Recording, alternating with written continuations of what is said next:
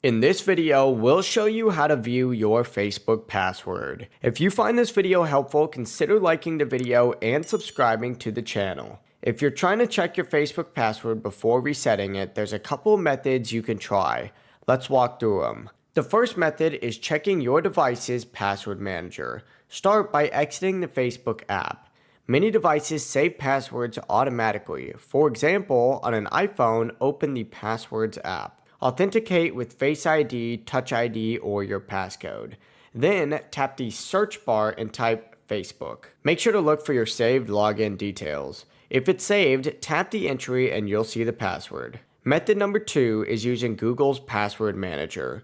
Open the web browser and head to google.com. Tap your profile icon in the top right corner and select Manage your Google account. At the top of the screen, use the search bar and type Password Manager. Select it from the results. Once inside, use the search again to look for Facebook. If your login info is saved, you'll be able to view your username and reveal the password by tapping the eye icon. And that's it. If you like this video, make sure to leave a like and subscribe. Have a good day. Bye-bye.